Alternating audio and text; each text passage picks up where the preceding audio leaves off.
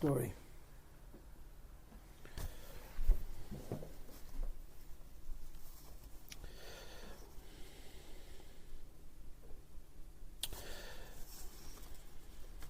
When the Hasidic movement started, it made a lot of waves. That means to say it made a lot of people very uncomfortable for a lot of reasons. On the surface, the reason Hasidus made so many people so uncomfortable is because it did a lot of things that were different. They were out of the norm. They were not part of the so-called mainstream of how a Jew was supposed to behave. But part of it wasn't only that it was out of the mainstream, it was out of the mainstream in such a way which made people uncomfortable. To say it in other words, when you're around somebody who is doing something that somehow you know you're supposed to do and you don't want to do it, you get two choices. Either do it also or find fault with what they're doing. This is human nature. And Hasidus was a movement, was an idea, it was a fresh expression of Yiddishkeit that made many people realize that maybe we should do it, but we don't want to do it, so there must be something wrong with Hasidus. The classic example, the best example of this, was the energy of Hasidus, the joy of Hasidus, which was not part of the mainstream of the Jewish world, and it made people very uncomfortable. So some people joined it, and some people found a problem with it. And there are numerous classic examples. One of them was the renewal in the focus on God. I know this sounds very simplistic, but it's not so simple. Yiddishkeit, Judaism, is very, very much a religion that's connected to action, to deed, and to knowledge, to studying. There's no religion in the world that's so centered, lahavdil, on the idea of learning. In Yiddishkeit, there's a purpose of study just for the sake of it. We study the Torah for no purpose other than to study the Torah. The result is that it's possible to be an observant Jew and to somehow find that your faith is in a back seat. You can't be an observant Jew without believing, but it's conceivable that you get so busy with the mitzvahs and with the Torah, that means with the actions and with the study, that you lose your center, that the meaning of the word being a Jew means believing in God. And of course believing in His commandments, that His commandments are divine and so forth. In Hasidus, there was a renewal of this idea. You have to remember that Yiddishkeit is about Hashem. Simplistically, I would say, and I agree that this is very simplistic, but nevertheless, it's an effective way of making the point. Hasidus wants to bring God back into Judaism. Not that God ever left, but that the idea that you should pay attention to the God aspect, the idea that it's about faith, is something that's very, very important to Hasidus. And I want to begin with a story. When the Hasidic movement started, there were many, many, many people who joined the movement. In the beginning, the first 2 or 3 generations, Hasidus was successful like wildfire. It just conquered whole lands. Thousands and thousands of people got caught up in the movement.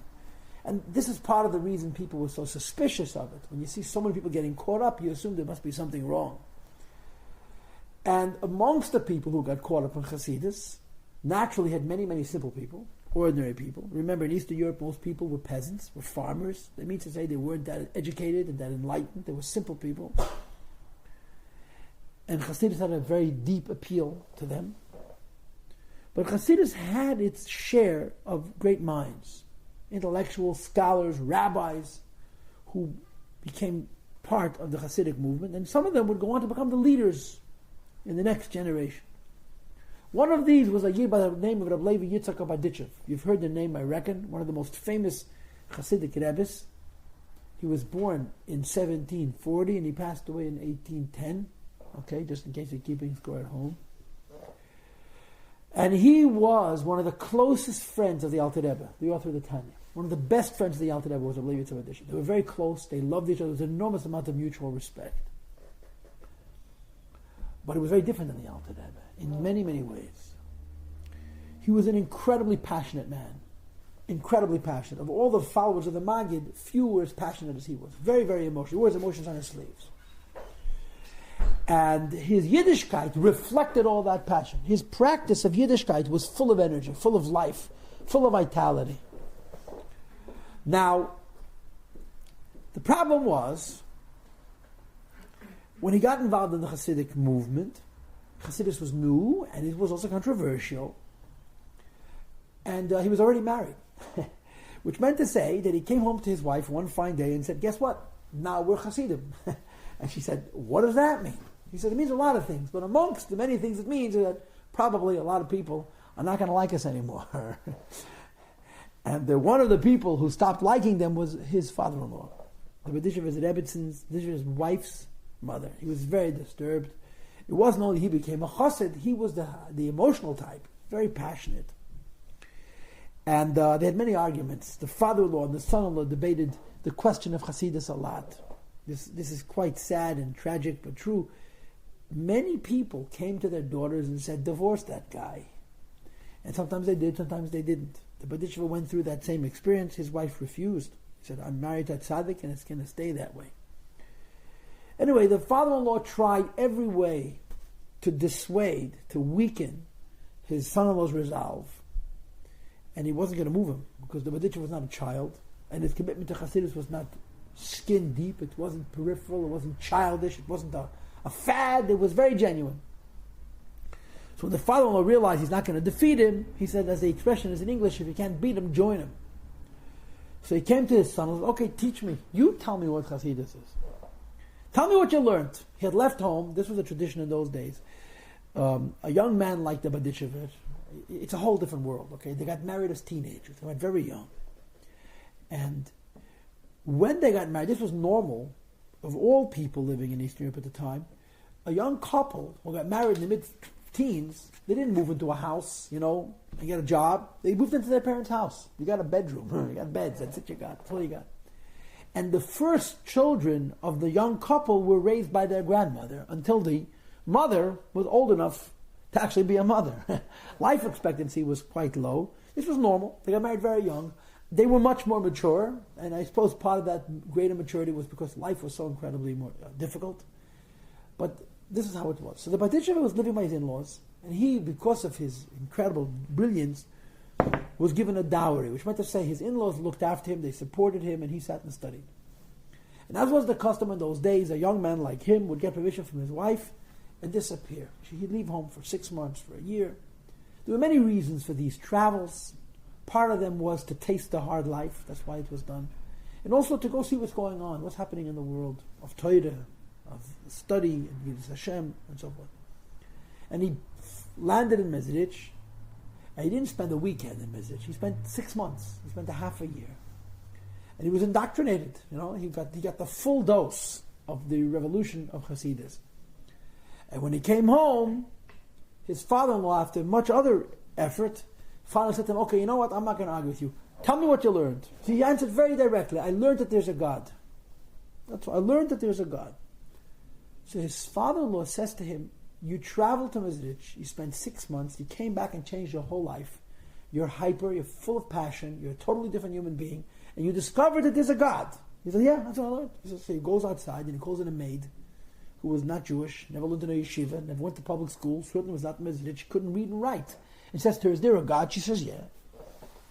So B'dishev's father-in-law says to his son-in-law, this woman doesn't have the background you have, has never been to Mezrich, and she already knows this. So you went, wasted all that time, changed your whole life to discover something that everybody knows. So B'dishev answered in Yiddish, he says, Sie suchte, sie weiß. Ich weiß. You speak Polish Yiddish.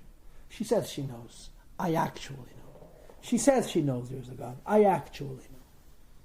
There's a second story, which is in the Gemara, which consolidates, which grounds this initial story. It's a very, very powerful story in the Gemara. One of the greatest sages of the Talmud, Rabbi Yochanan ben Zakkai. He's laying on his deathbed. He's about to pass away. He's surrounded by his disciples. It's very, very emotional. And one of the disciples says to the great Rabbi Yochanan ben Zakkai, Rebbe, our master, our teacher, bless us. Give us a blessing. So he gives him a blessing. The blessing was, I bless you to fear God at least as much as you fear your fellow man. You should fear God as much as you fear man. So they were insulted. These were great scholars, big rabbis, very holy people. So Rabbi Yochanan ben Zakkai, that's the only expectation. It's all you want. We should fear God like we fear man. So he answered them very honestly, Halavai, I wish you feared God as much as you feared man. Because if you fear God as much as you fear man, you never sin. Because when people watch, we behave, right? Of course. Right? The point is, fearing God means having a sense of the presence of Hashem, even though no one is going to identify how you're acting except for Hashem himself. There was a great young man who, it's a long story, but the punchline of the story is, someone came to a Rebbe and said, what can you tell me about this boy? I'm thinking of taking him as a son-in-law for my daughter. So the Rebbe says to him, he's afraid of God when he sits alone in his room, just like when he's in shul full of people. Fear doesn't mean afraid that he's going to zap you. Has respect.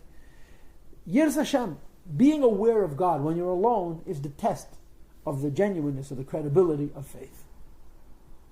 Tonight's topic is faith. That's the topic. And this is why I gave you this bit of background, an introduction.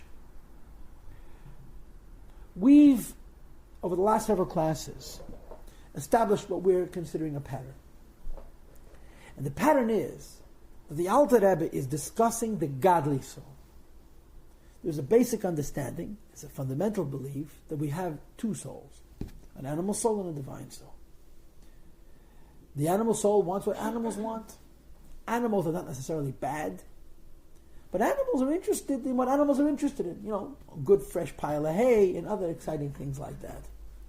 The godly soul, the divine soul, is much more altruistic and interested in the transcendent, in real thing, in things that are not for today, but for the big picture. It's not about now, it's about what's true, and so forth. And of course, the struggle of life is which soul is going to dominate our consciousness. The animal soul that wants a fresh pile of hay, or the divine soul that's worried about the cosmos, and history, and what's going to be tomorrow, and yesterday, and today, and how it's all going to fit together, and so forth. And the Alter Rebbe has been teaching us that these two souls have fundamentally different personalities. And he's been discussing with us various symptoms of the godly soul. In other words, there are different ways that the godly spark within ourselves emerges. The first was clarity. The godly soul has no doubts. The animal soul is never sure. When a person is clear about something, it usually comes from a good place. Absolutely clear. The second was joy. The godly soul is joyous. Because joy is energy, joy is power, joy is trust. Joy is connection. Joy is security. And the godly soul is connected, the godly soul is secure, and therefore it's joyous.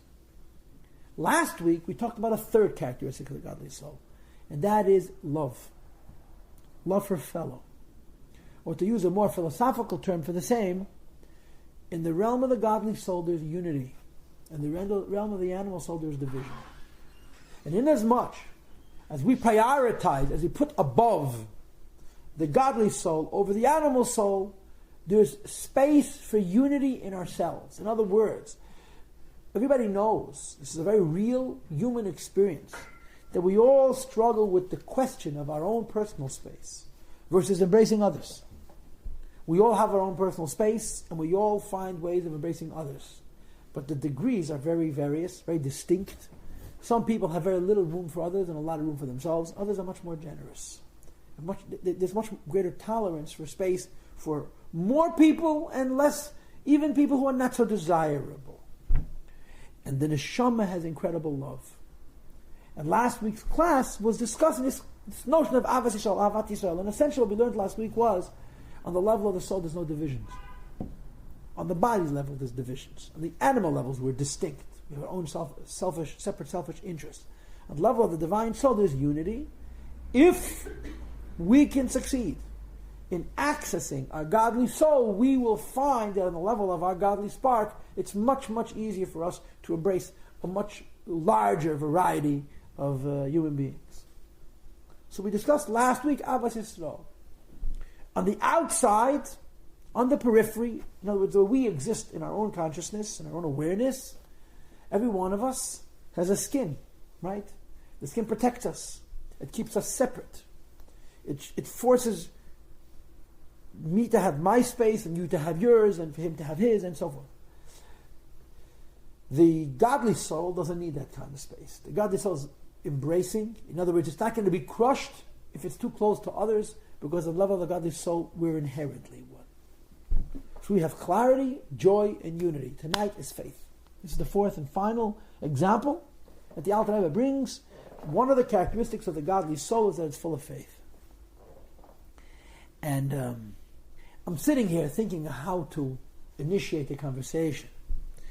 So I'll tell you a story. It's a true story. That's the only part of the story that's interesting, is that it actually happened.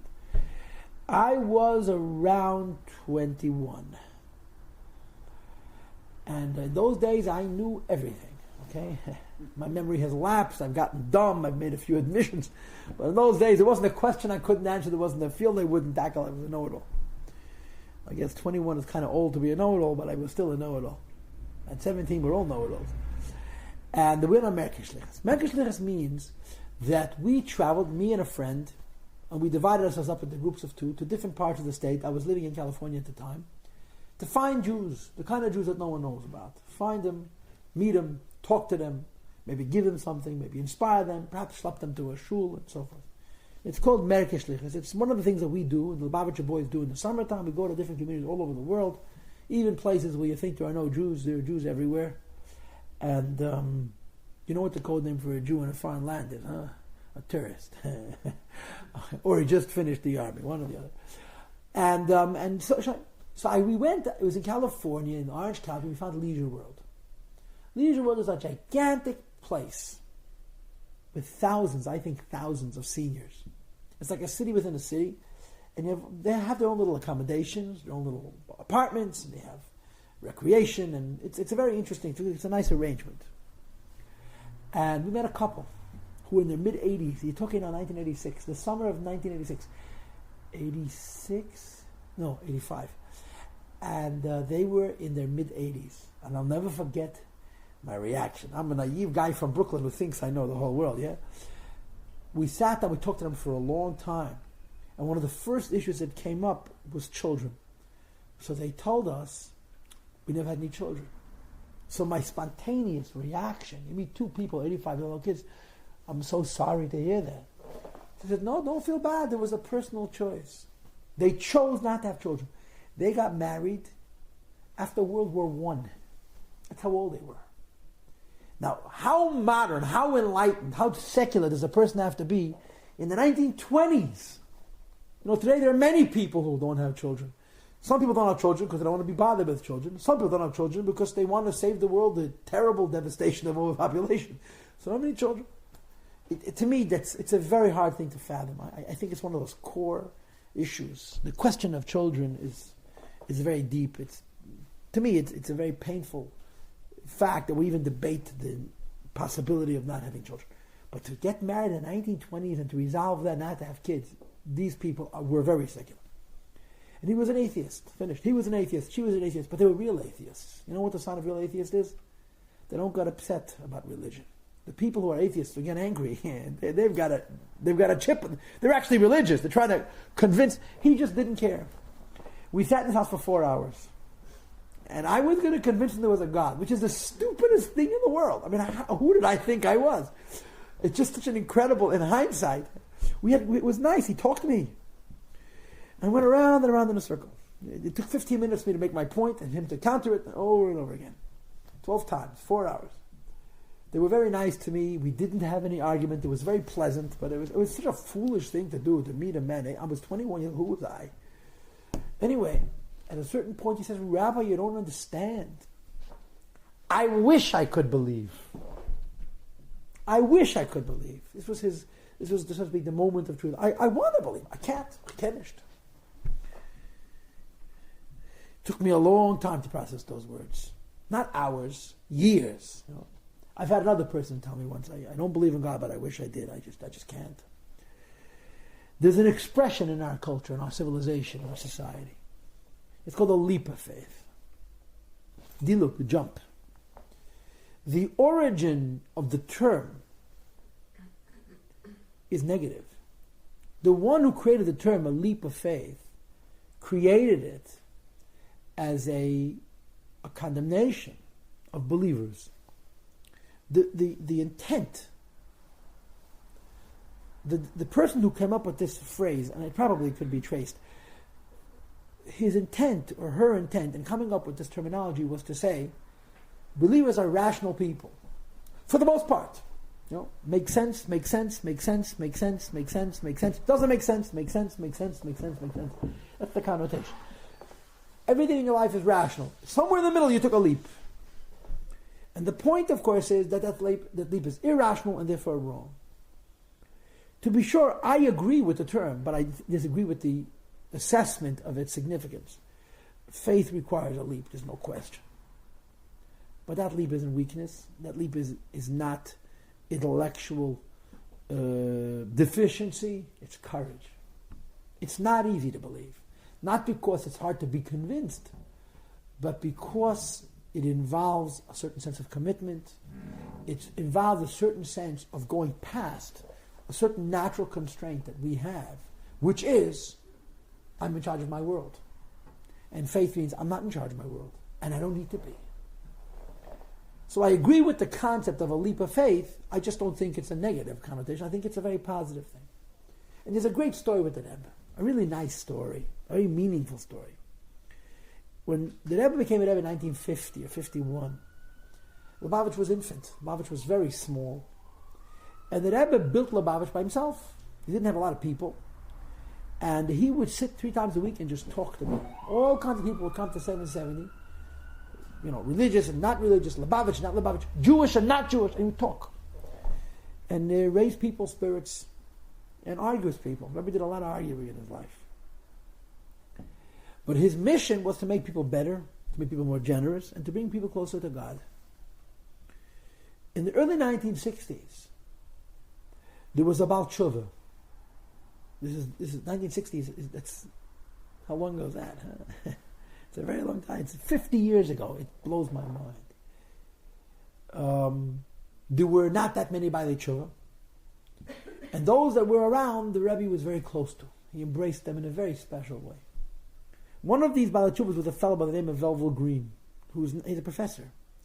He's a real scientist involved in cutting-edge stuff. He lives in Israel now. He's a professor emeritus now, but a brilliant man, very well connected, very successful Jew. At the time, he was in his late 20s, maybe early 30s. And he became frum. It's a long, long story how he became frum. But the catalyst, the person who brought him to Yiddishkeit was Rabbi Feller, the Chabad representative in Minnesota. And like any good Lubavitcher, Rabbi Feller talked to him about the Rebbe. This Velvel Green and the Rebbe had a very special relationship, very deep relationship. They spent many hours talking to him. There's a lot of correspondence. Rebbe liked him. He came from a very, very secular home, but he came from a Yiddishist home. This is history now, but there were a whole culture of Jews who were very, very into Yiddish, and they didn't believe in anything. It was another form of the secular Jewish model of the early part of this last century. And he knew Yiddish fluently, but he didn't practice in Kippur, nothing. So he would talk to the Rebbe in Yiddish, which was nice. And he had an interesting thing happen to him. Rabbi Feller was telling him that the Rebbe, besides being a holy man and a great scholar, is also a scientist, which is the truth. And that he could talk to him about any field of science and mathematics and so forth. And he didn't take Rabbi Feller very seriously. He thought, he's a very, very loyal follower. He takes his rabbi a little too seriously. But Rabbi Feller insisted, says, no, you can ask the Rebbe any question, he'll answer. In the end, he sat down and wrote the Rebbe a letter. He had, as any intelligent person would, certainly any scientist, numerous questions about the conflict between science and religion. Right? I don't have to tell you that modern science, besides for being incredibly useful and functional, it exposes certain quote-unquote truths that seem to bring into doubt such issues as the age of the universe, and when the question of evolution and all kinds of things. And when you know what you're talking about, you know how difficult the issues are. He had a list of questions. And the fellow says, my rabbi knows it all, I'll check him out. So he wrote a whole list of questions, sent them to the Rebbe. And didn't get an answer. Now in those days, in the 1960s, if you wrote the Rebbe a letter and didn't get an answer, something was wrong. Because the Rebbe would answer everybody for everything. My father told me that he knows that there was a woman who asked the Rebbe what color wallpaper she should put on her kitchen walls. And the Rebbe told her what to do. And she was happy. She was happy with this election. I think that's kind of crazy, but that actually occurred, maybe more than once. People asked the Rebbe what kind of model refrigerator, what kind of car. Anyway, people, what can I tell you? Listen. So he asked the Rebbe all these questions, didn't get an answer, and he made the only conclusion that he could possibly make, that he doesn't know. Which was fine. Nobody has to know everything. And a period of time passed. It's unclear to me how much time, but a period of time passed. During that time, he had become fully religious. And then he was in New York, and he had a personal audience with the Rebbe. They walked into the Rebbe's room. Now, some of the details may be inaccurate, but this is the spirit of the story. The Rebbe opened the drawer, pulled out his letter, and read a question and answered it. Went through his whole list and answered all his questions.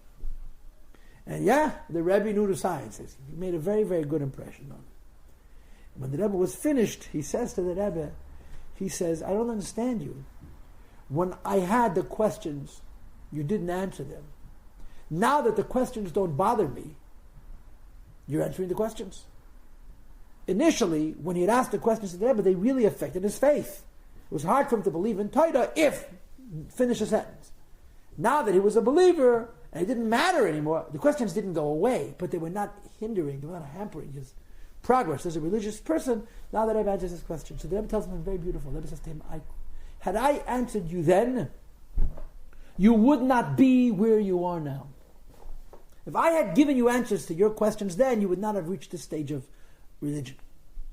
In other words, you cannot be an intellectual Jew.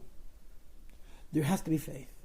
I had a Jew tell me once, a brilliant fellow, I am a Jew from Rambam, from Maimonides. I said, what does that mean? He said, I didn't grow up in a religious home. I didn't get it from my parents.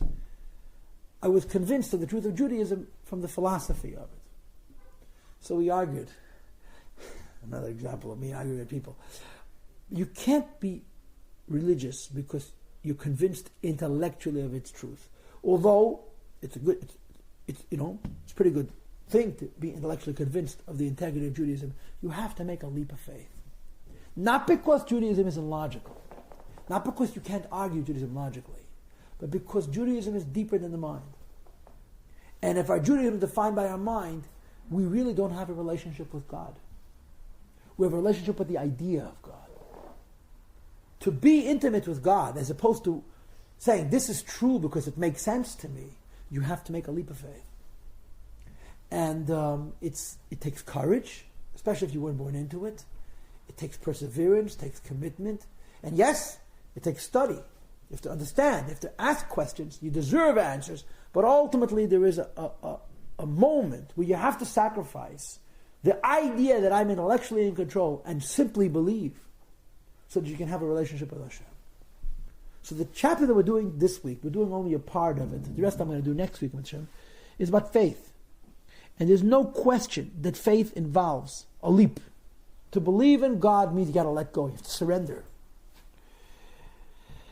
Now, according to Hasidus, people have faith. First, let me define the word. What does faith mean? What does it mean to believe?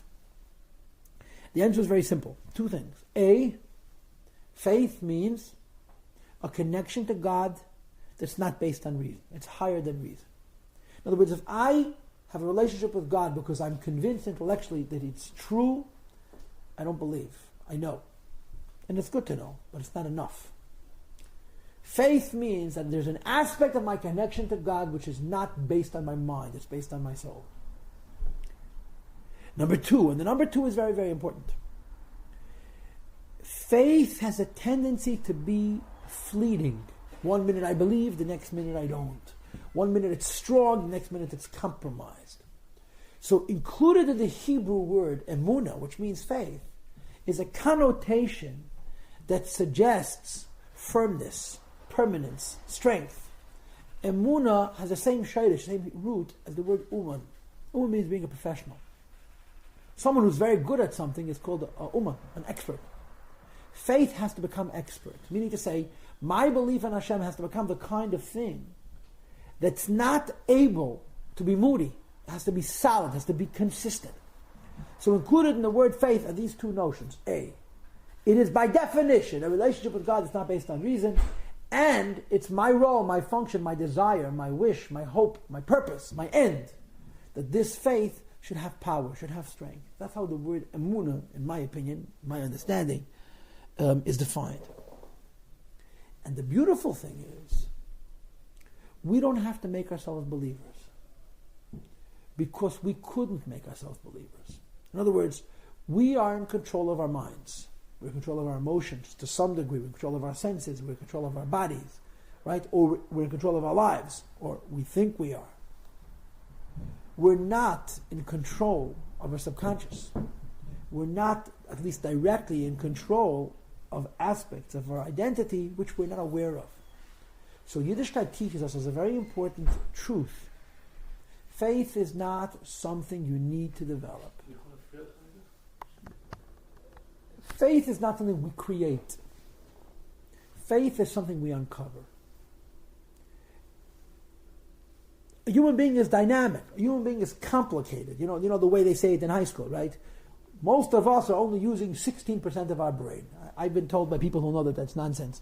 But be that as it may, there's so much of what we are as people that just doesn't get developed. There's no question about that. Even consciously, we have talents we don't develop, we have sensitivities we don't develop. I mean, when you start talking about the subconscious, the higher levels of the soul, beyond the mind, who knows what's going on inside? Chassidus argues, Judaism argues, that in our essence, in our subconscious, we have an inherent awareness of God. It's not an intellectual awareness, because if it would be intellectual awareness, it would be conscious. It's a spiritual awareness. It's a super intellectual awareness. It's beyond the intellect. So faith is something we don't create. Faith is something we permit ourselves to bring forward. We allow to emerge. The way I say it is, if we didn't have faith within us, we couldn't become believers. A person who's fundamentally created by God without faith will never have it. He can be convinced intellectually there is a God or whatever. He can argue intellectually there isn't a God.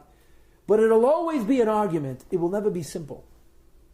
The idea that I am able to have a relationship with God, and I can be a very smart person, and yet my relationship with God is not complicated, and not an argument, and not sophisticated, and not burdened, and not a labor, is because it's not intellectually based. It's based on what we call the soul. In the subconscious of each person, there is an inherent connection to God.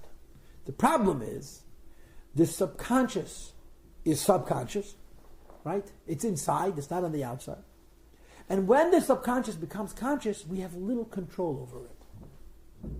We are creatures of control. We're creatures of many things. But one of the things that's incredibly important to us is being in charge of ourselves. If there's something going on in our own lives we're not in control of, it's very unsettling, very disturbing. Faith means I'm permitting something to come from inside of me to outside of me that's going to control me, and I'm not going to control it. When I say going to control me and I'm not going to control it, my mind, my will, my ability to make choices is going to surrender to it rather than having it surrender to my choice. That's the challenge. So faith exists within us. This is the position of Torah and Chassidus. It's the soul. We allow it to emerge. We allow it to come forward. So Chassidus makes an interesting argument about faith and says this: the greatest gift of faith is that we're born with it. The greatest liability of faith, the greatest problem with faith, is that we're born with it. Because something that you were born with, you take for granted. Something that you earn has teeth, has truth. So in other words, if faith is inside of ourselves, and being a believer is allowing that to emerge, the good news is we already possess it. The bad news is we're entirely capable of believing in God and doing whatever we want, including violating His commandments, because it's not something we created. We didn't develop a relationship with God. We didn't make ourselves have a connection to God. It's inherent. So faith is tricky. And of course, in the framework of Chassidus, we're going to talk about this next week, faith is not enough. there must be knowledge. Knowledge is not enough, there must be faith. That's today's class. Next week's class is going to be faith is not enough, there must be knowledge. There must be knowledge. You have to intellectually relate to God to give a grounding, to give a credibility, to give a permanence, to give a consistency to our faith. Thank you. God bless you. So, faith exists within each one of us. Being a believer is allowing the faith that exists on the inside to come to the surface. How? It's a long story. And to be sure, next week we're going to be talking about this. I'm trying to split this Tanya into two parts. This week I want to talk about faith. Next week I want to talk about the process of accessing the faith. Maybe it's a difficult hair to split, but this is the choice I made. This is the decision I made. And Chassidus says something very, very nice. When and if a person permits him or herself to be a believer, in other words, when and if I make the choice to allow that so-called inner voice that just knows that God is real, without having to be convinced, and without needing to argue about it, and it's simple. Simple means I could be the smartest person in the world, and when it comes to God, I'm like a child. When and if I allow the God within me, the faith which is my soul, to come to the surface, I am, this is a quote, I'm hosting God. I'm inviting God into my life. God exists everywhere. Everybody understands that. Because the philosophy is that not only was everything created by God, but everything is created from God. The whole creation is actually a part of God. It's just an expression of God. But we don't see God. We see tables and chairs and peoples and egos and moods. And let's not talk about the rest. Yeah, it's more information than we can handle. Okay? When a person in this world gives God space, he's hosting God. It's not like if you don't host him, he's not there. If you don't host him, you don't know he's there. If you don't host him, you have not invited him in. The idea of Yiddishkeit is, amongst other things, to host God. To host God means to say, God, this is your space. This is mine, and I'm going to give it to you.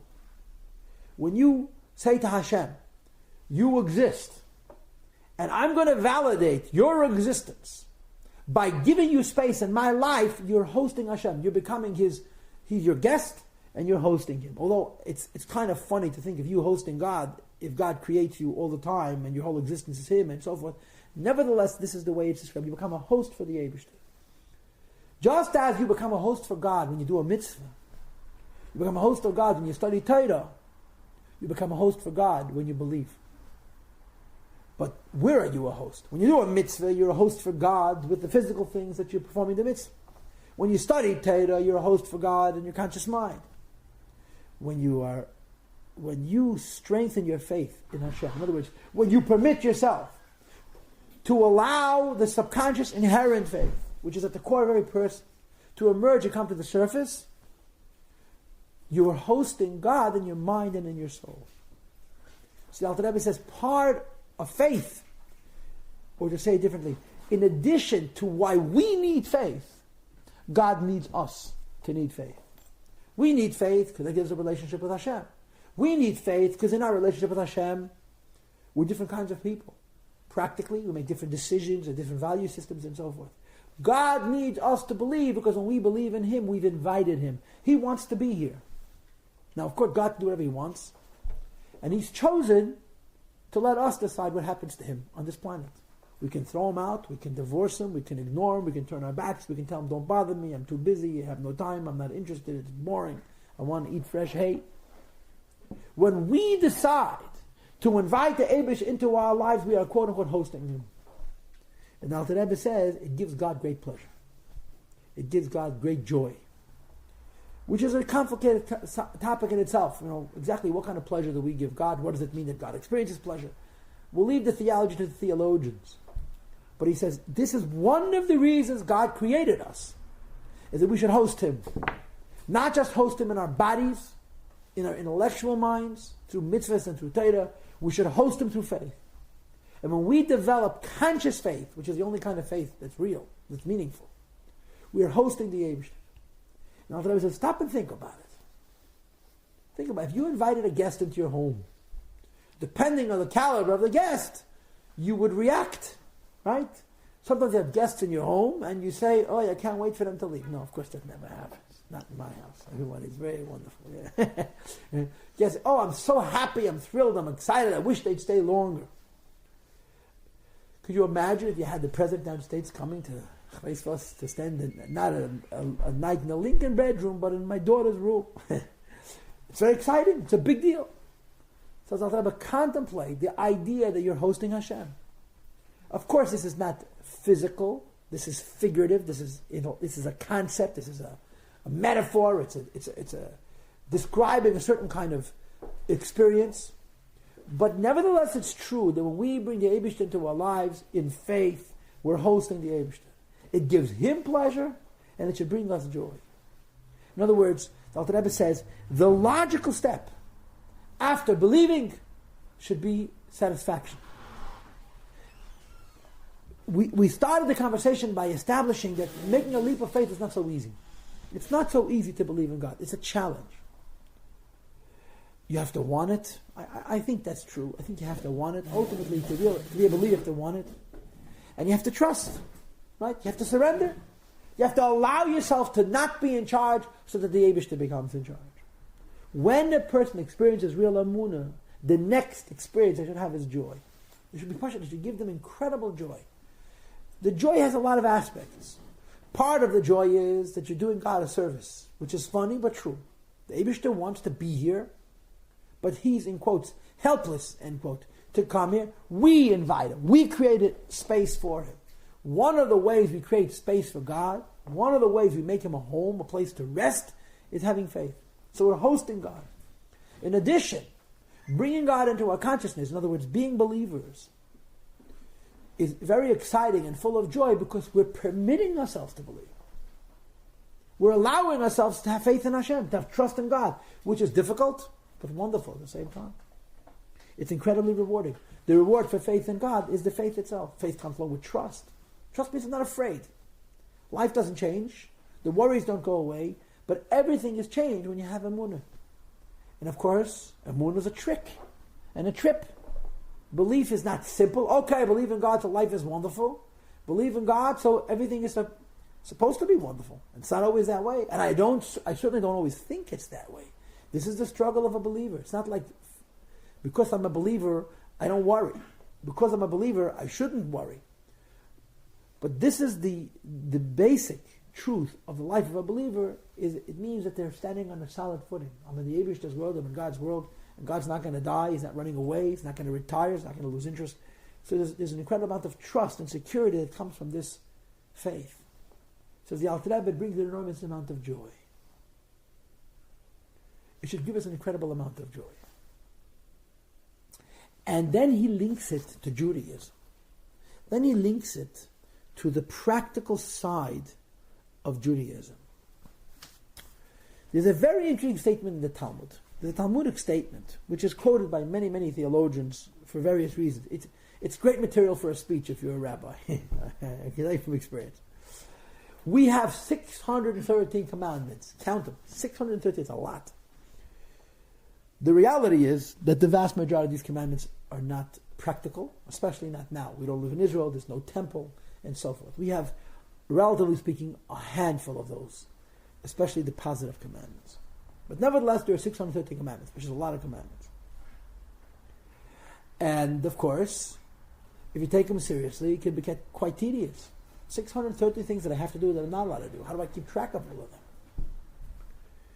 So you have to, you have to know what you're doing. You have to know your stuff. You have to be educated. You have to be informed. And you have to care.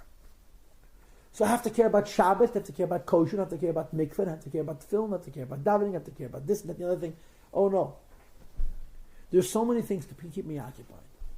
So there's a phrase in the Gemara, a paragraph in the Gemara where the Gemara says, the Talmud says, we were given 630 mitzvahs, 630 commandments, and some of our prophets reduced them.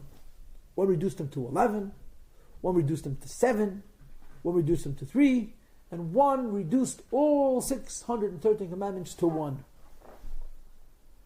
We don't have 630 commandments, we have one commandment. What is the commandment? V'tzadik be'emunasa yich.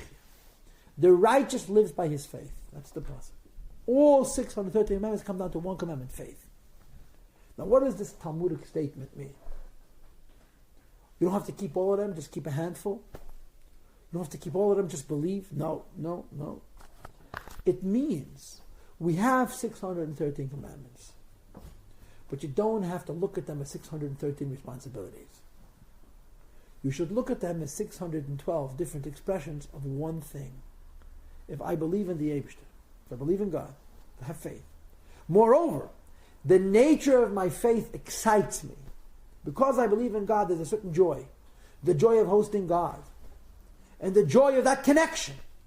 That faith and that joy affects that although I have to keep kosher and I have to go to the mikveh and I have to wear tefillin and I have to keep Shabbos, it's not a burden. Judaism is a burden if we view it as a series of do's and don't-dos. Sit down, get up, roll over, don't talk, keep quiet, say it in Hebrew, don't say it in English.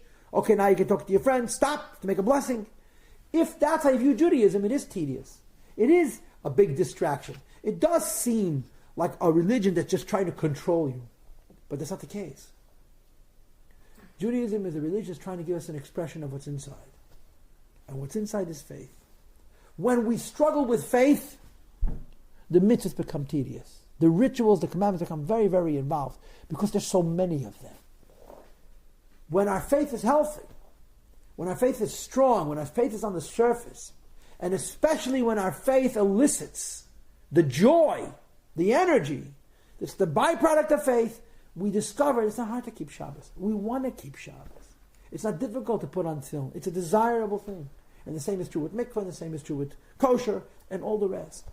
So when Habakkuk says, the great Navi, the prophet Habakkuk says, God gave us 613 commandments, and the prophet Habakkuk says they're not 613, they're one. Believe. What Habakkuk is saying is, if we develop our inner Jew, we'll have a far easier time with the peripheral Jew, with the outer Jew. That means, if we focus on developing a relationship with Hashem, we'll have a much easier time with Torah and Mitzvah. But if we focus on the Torah and Mitzvahs, and we're deficient in our relationship with the Eibishter, with God, it becomes quite tedious. So Alter Rebbe says, we have 630 mitzvahs, but we have to focus on faith.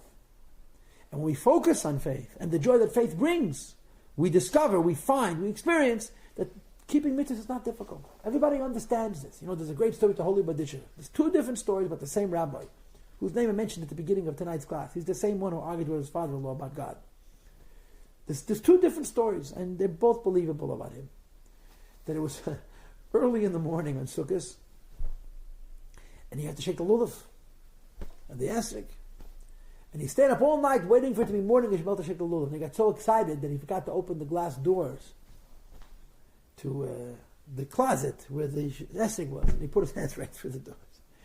And the other story is that it was after Sukkot. He hadn't put on tefillin in 10 days. You don't wear tefillin during Kol Hamoed. So he was so excited to put on tefillin, he put his hands through the glass doors. Do I believe that the stories happened? I believe they could have happened. Did they happen? I don't know. I don't know. But that doesn't come from being afraid that I may put the tefillin on wrong or forget to do the esrog. That comes from having a soul in your Judaism. Your Judaism is not defined by the tefillin and by the esrog. It's defined by God and my relationship with Him, my conscious, my aware, my inspired and joyous connection to Him, which spills over into the ritual. And this, Rabbi Sai, is our struggle. Each person here, you know, some of us are more religious, others of us are less religious.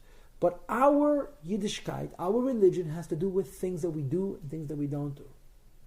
And the basis for what we do and we don't do is how we feel. Sometimes we're in the mood, and sometimes we're not in the mood. And sometimes we're not in the mood at all. Sometimes Torah mitzvah is something which we're excited about, and sometimes Torah mitzvah is something which burdens us, taxes us, depresses us. What's the criteria? It's not the Judaism. It's the faith. If the faith is nourished, if the faith is healthy, if the faith is alive, if the faith has joy, Yiddishkeit is something which has so much meaning, it generates its own power. If the faith is compromised, why? I didn't get enough sleep, I'm in a bad mood, I'm cold, I don't know what, I had a bad day with my rabbi, whatever my reasons are. The result is that Yiddishkeit becomes a drag. So the Alter Rebbe proposes to focus on faith. Don't just focus on the study. Don't just focus on ritual. Devote time to faith. Devote time to this idea that although faith is inherent, we're born believers, and the faith exists on the inside, but you want to bring it from the inside to the outside. You don't want it to be subconscious. You want it to be conscious. You want to feel consciously this simple connection to God, which is beyond reason, that is so real and so healthy that it gives you joy, it gives you pleasure, it gives you meaning, and it inspires and it motivates a life of Torah and mitzvah. This is the message of tonight's class, faith. Next week, Mitzvah Hashem, we're going to talk about the intellect. That the way you generate faith is through knowledge. But I chose deliberately to divide this topic in two and to talk only about faith. And again, the practical message is we all have faith. We are all believers. We have to allow it to emerge. We have to celebrate it. We have to enjoy it. There's two ways of looking at it. One, we look at it, oh no, I'm religious. The other way to look at it is, thank God I'm religious. And that's how we have to. That's the space we want to be in. We want to be in a space where we appreciate that having a connection to Hashem is a good thing and it's a real thing. A couple of additional points. Number one, according to the Torah, the smartest man who ever lived is not Solomon. The cliche goes, the presumption is the smartest person who ever lived was King Solomon. According to Kabbalah, the smartest person who ever lived was Moshe Rabbeinu, was Moses. Perhaps the difference between Moses and Solomon was that Solomon knew how to communicate his smarts, and Moshe could barely talk. Perhaps. But according to Kabbalah, Shlomo HaMelech is Chochma of Malchus of Atzilus, and Moshe Rabbeinu is Chochma Elohim. The smartest person who ever lived is Moses. And he understood a lot, on a very high level, obviously. So there's a medrash, there's a midrashic statement regarding Moshe Rabbeinu. There's a pasuk that says, Pesi yam l'chol dover. A fool believes everything. The Pesi yam l'chol dover ve'arom yavid. A fool believes everything, and a smart person, an intelligent person, needs to understand. Pesi yam l'chol dover. A fool believes everything, and a smart person has to understand. Says the medrash Pesi yam l'chol dover ze Moshe Rabbeinu. Who is this fool that the Navi is referring to? Moses. Moshe Rabbeinu. Smartest man who ever lived. When it came to God, he was a fool. In other words, Moshe Rabbeinu was brilliant. And he was very connected. Not just intellectually connected, but spiritually connected. But when it came to, as the expression is, when it came to God, he didn't have answers. He had no questions. As intelligent as it was when it came to, as he was when it came to Hashem, he was like a child. Which is a leap of faith, but an incredibly courageous leap of faith. But it was also because of who he was. Obviously, if he's at such a high level, then it's easy for him to be connected, like he knows God, but the idea, understands him. Correct. I agree with everything you just said. But the idea that he was able to not question, even in circumstances where perhaps intellectually there was a basis for a question, I don't know if you want to say it was Moshe Rabbeinu's struggle, but it was one of his many attributes. Our Rebbe, it was an incredibly brilliant person. It's foolish to even try to talk about the intellect of the Rebbe, the brains of the Rebbe, intelligence. His intelligence was not at all human. I'll just tell you one story. I'm not that I need to convince you. I'll just tell you this one story.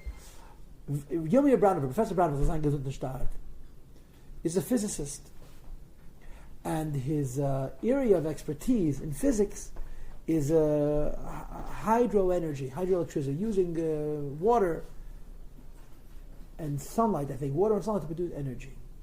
And he's cutting edge. He has a big lab, and he's doing all kinds of stuff, and he needs it for Shlomo. He's a very special Jew.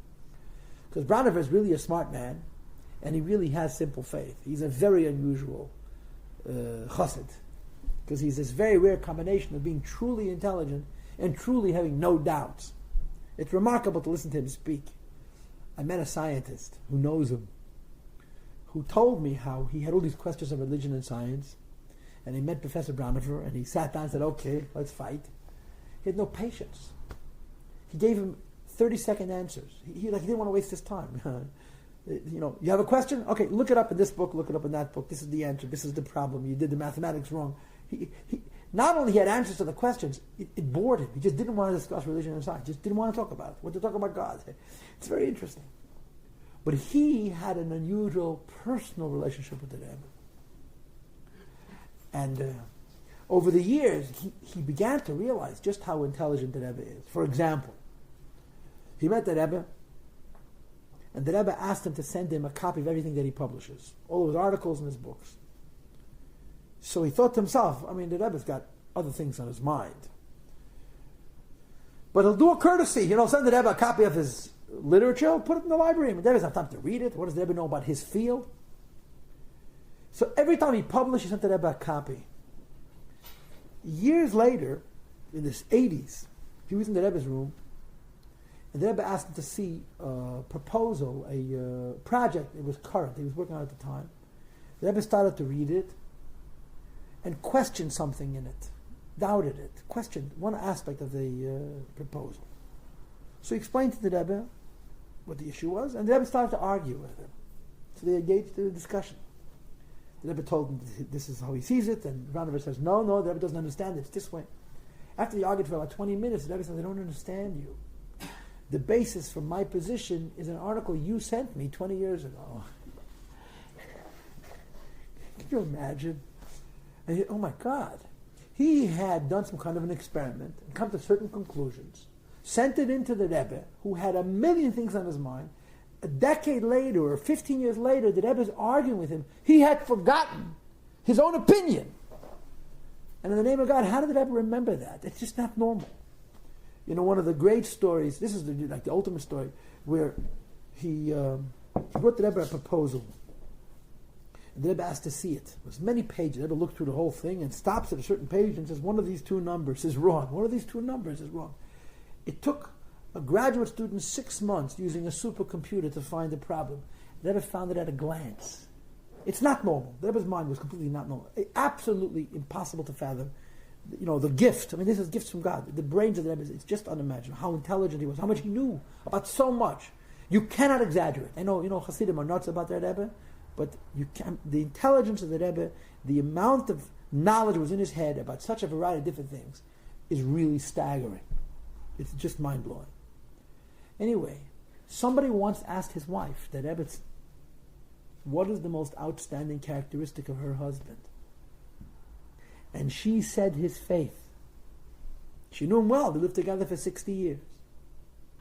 The thing that was the most special about the Rebbe was he believed in God like a baby, like a child. Brilliant man, but somehow when it came to God, there was no conflict.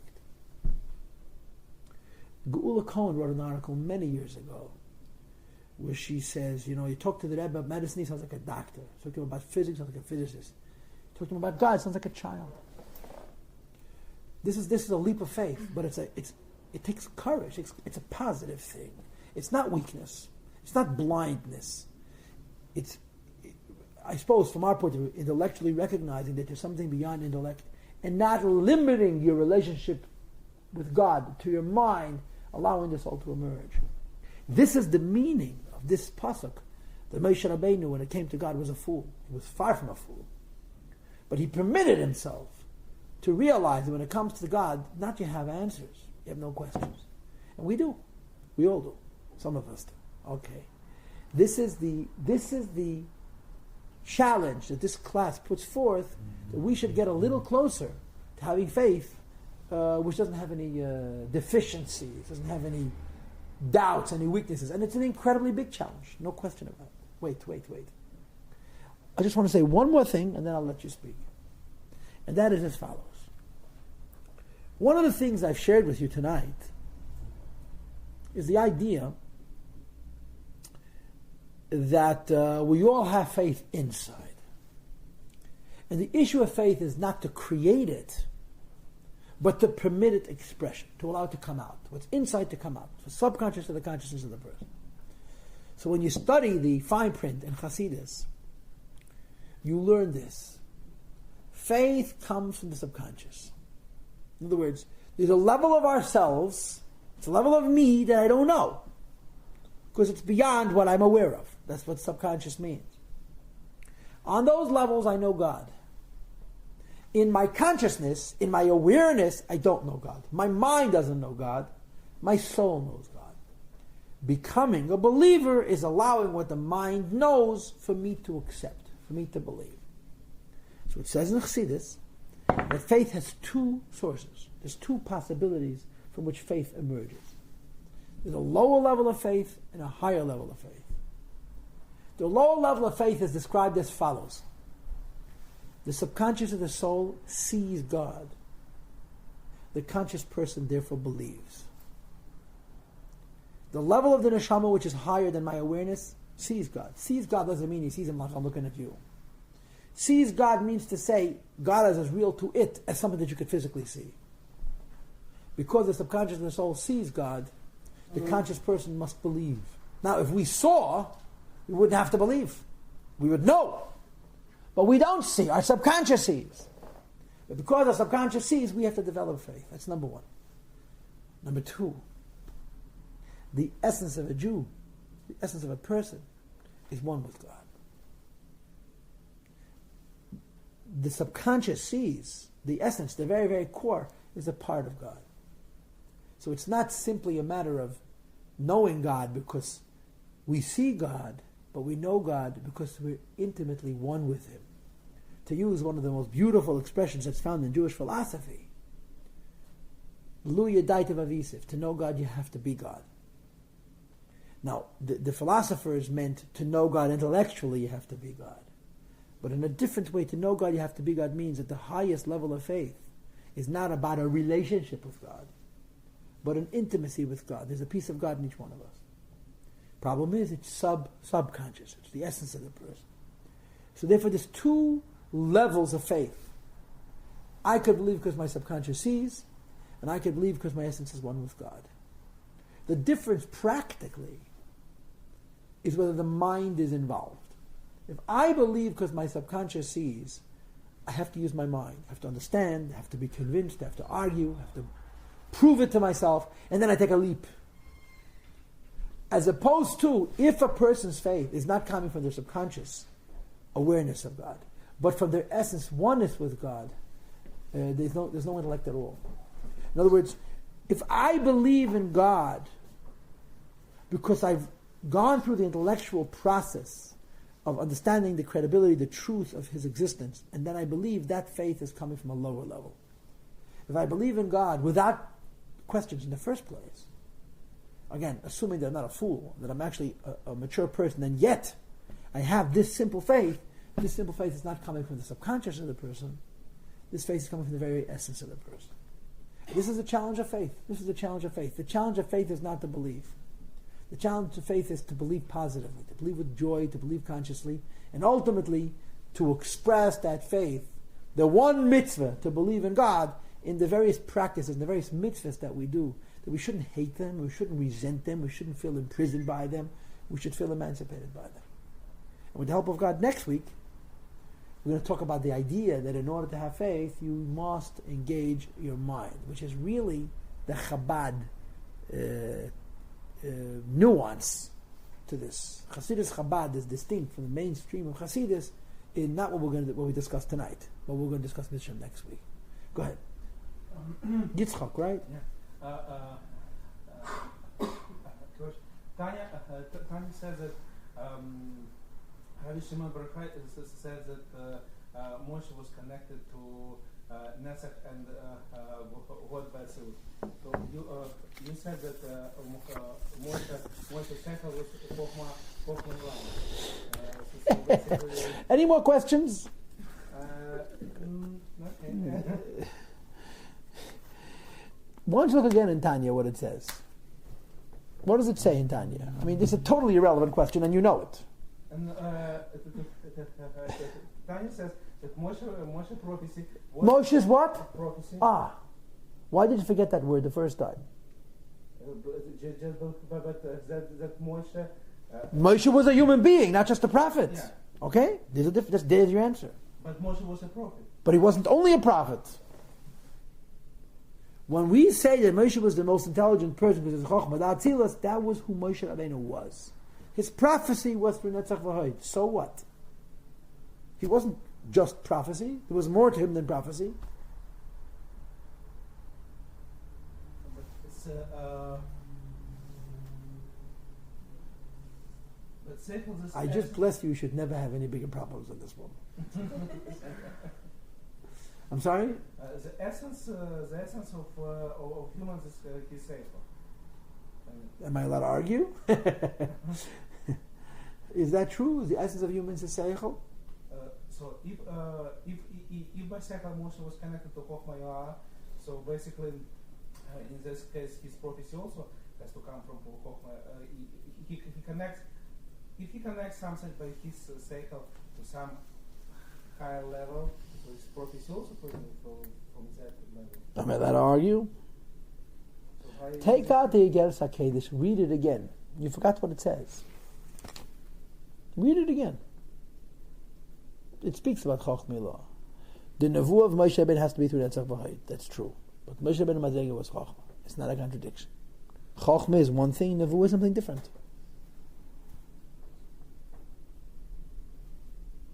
Okay? Good.